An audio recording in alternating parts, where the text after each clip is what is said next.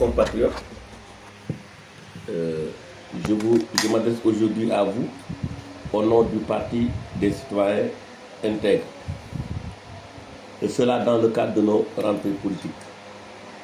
Vous serez peut-être surpris pour le thème que je vais aborder au moment où la plupart des hommes politiques ne vous parlent que d'élections locales, élections départementales, élections législatives.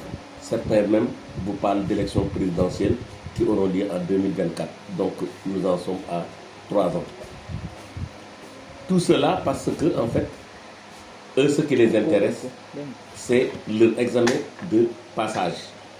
Les élections constituent donc le moment de pouvoir récolter tous les investissements qu'ils avaient faits jusque-là, contrairement à nous au niveau du Parti des citoyens intègres. Je vais un peu m'en tenir avec vous sur le thème même citoyen intègre, parce que certains, quand vous déclinez le nom de ce parti, pensent à Thomas Sankara. Thomas Sankara, qui est un héros africain à qui je rends hommage au passage. Mais en fait, il n'a pas été l'inspirateur donc du nom de mon parti. Quand ce nom nous est venu tout simplement, parce qu'après avoir diagnostiqué la société sénégalaise, après avoir diagnostiqué et mis à nu les maux dont souffre cette société, nous nous sommes rendus compte que la qualité, la valeur d'intégrité renfermait en tout cas toutes les qualités dont aujourd'hui notre société a besoin pour sortir de la mauvaise passe dans laquelle elle se trouve. Oui, chers compatriotes, oui, chers concitoyens, le Sénégalais aujourd'hui se trouve dans une mauvaise passe, surtout au plan des valeurs. C'est pourquoi nous, Parti des citoyens intègres, notre objectif, c'est la restauration des valeurs. Notre premier objectif. Notre deuxième objectif, la restauration des valeurs. Notre troisième objectif, la restauration des valeurs. Après cela, nous nous attellerons à mettre en place d'autres dispositifs pour régler d'autres problèmes. Pourquoi cela? Parce qu'en fait, aujourd'hui, nous nous sommes rendus compte que c'est l'homo sénégalensis qui est détruit. C'est l'homme aujourd'hui qui a un problème au Sénégal. Par conséquent, si nous ne réglons pas ce problème, comment peut-on prétendre régler d'autres problèmes puisque l'homme est au début et à la fin de tout processus? Et maintenant, j'en viens au sujet principal de ce matin, au thème sur lequel je voudrais vraiment vous en tenir, qui est un thème purement social et qui se trouve être les événements familiaux qui s'appellent baptême, qui s'appellent mariage, parfois même qui peuvent s'appeler cérémonie funéraire. Pourquoi je vous en tiens de ce sujet? Parce qu'aujourd'hui, j'interpelle l'État d'abord, les religieux, toutes les religions confondues, les hommes politiques, la société civile, tous les citoyens sénégalais où ils se trouvent sur ce thème de société. Nous sommes en train d'assister à un phénomène qui prend de l'ampleur et dont les conséquences peuvent être inestimables.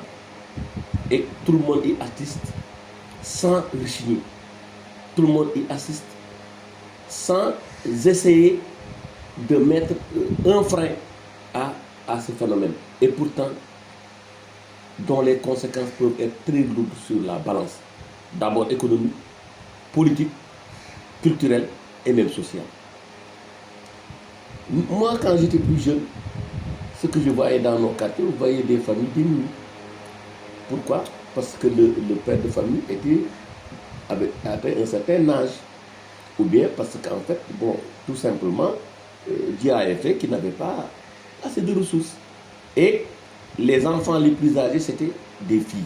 Puisqu'à l'époque, les filles n'étaient pas scolarisées ou peu scolarisées, donc la famille avait des difficultés.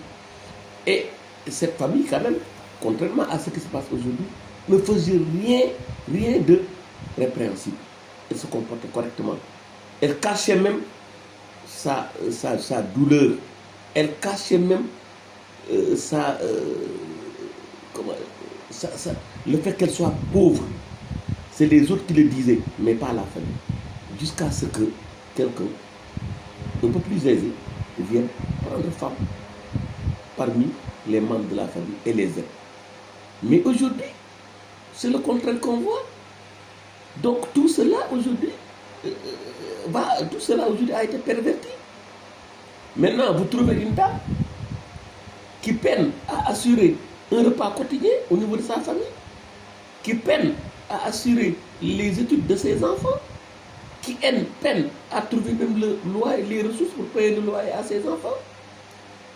Maintenant, qu'est-ce qui se passe? Cette dame donne en mariage sa fille et elle sort 5 millions, 10 millions qu'on distribue, voilà, le jour de l'événement, sous forme de terrain. Où est-ce qu'elle a pris ça? L'argent. Est-ce que les gens s'interrogent sur ça? Est-ce que les gens s'interrogent sur les conséquences de tels actes? Je vous dis, mes chers concitoyens, c'est des conséquences graves, parfois même graves ici. Et je vous dis de montrer pourquoi. Au plan économique, cette dame qui a pu rassembler cette manne financière, alors qu'elle est dans des difficultés énormes, ça c'est du gâchis économique parce que l'argent aurait pu servir ailleurs. L'argent aurait pu être un début d'investissement pour que cette femme ou bien un membre de la famille soit doté d'une activité génératrice de revenus pérennes et tirer la famille de la misère. Mais voilà, on gaspille ça en une soirée. Et encore une fois, je vous dis, posez-vous la question, comment elle a fait pour rassembler ces millions? Au plan culturel, mais cela n'est pas notre culture, cela n'est pas notre coutume, je l'ai dit tantôt. Moi, en tout cas, ce que je connais, quand vous donnez votre fille en mariage, c'est vous qui attendez des rentrées, et non pas l'inverse. Et là également, sans exagération. Donc, au plan culturel, notre société aujourd'hui est pervertie. Au plan politique, mais les gens sombrent de plus en plus dans la misère, ce qui fait qu'ils sont de plus en plus à la merci de vendeurs de rêves, des gens en fait qui ne sont là que pour leur ambition personnelle, que pour des intérêts crypto-personnels, qui vous donnent 10 000, 15 000, qui achètent vos consciences, qui achètent vos voix. Mais pourquoi toutes ces pratiques ont encore cours dans le pays? C'est parce que les gens sont peut-être dans un niveau de pauvreté extrême. Et cette pratique que je viens de dénoncer n'est pas étrangère. Parce que si cette femme avait investi l'argent qu'elle a pu trouver, je pense que quelques mois plus tard, elle ne serait pas dans la situation où des gens viendraient acheter sa conscience pour son vote pour 5 000 francs, 10 000 francs ou 15 000 francs. Donc au plan politique, ça donne un problème. Parce que ça empêche les gens de réfléchir au devenir de nos sociétés. Même si les gens aujourd'hui font un bon diagnostic, ils sont dans un besoin tellement pressant qu'ils sont prêts à accepter le bon. Donc c'est extrêmement dangereux parce que ça bloque l'éveil des consciences au Sénégal. Enfin, au plan social, mais c'est des problèmes. Et c'est là où je vais terminer. Parce que le phénomène auquel on assiste et auquel personne ne dit non peut même aller jusqu'à hypothéquer la capacité de renouvellement de notre société. Parce que les experts en démographie disent que pour qu'une société puisse se renouveler, il faut qu'il y ait un taux de fécondité par femme d'au moins 1,5 enfants. Mais aujourd'hui, si on laisse ces pratiques perdurer, nous sommes dans une société religieuse, musulmane, chrétienne, etc. En tout cas, une société religieuse où il n'est pas permis aux gens, en tout cas ce n'est pas bien vu, d'avoir des enfants avant le mariage. Donc pour que vous puissiez avoir un enfant, il faut vous marier.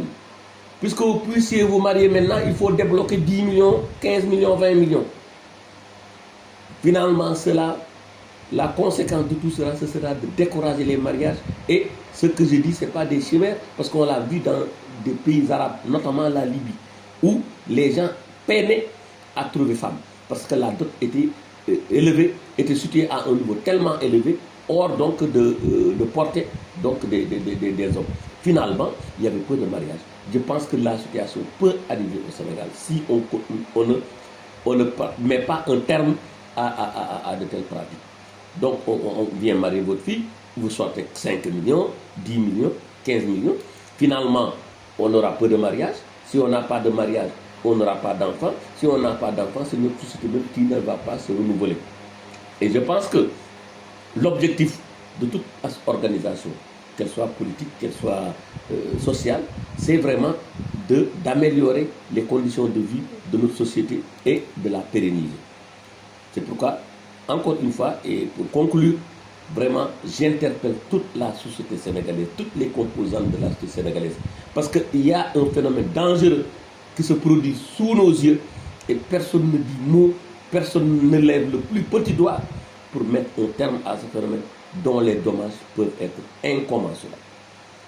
Chers compatriotes, chers concitoyens, je vous remercie et je vous reviendrai dans un autre thème, puisque nous avons commencé donc d'autres rentrées politiques. Et vraiment, encore une fois, nous commencerons par la réhabilitation donc, des valeurs. Je vous remercie pour le temps que vous avez pris pour suivre cette vidéo.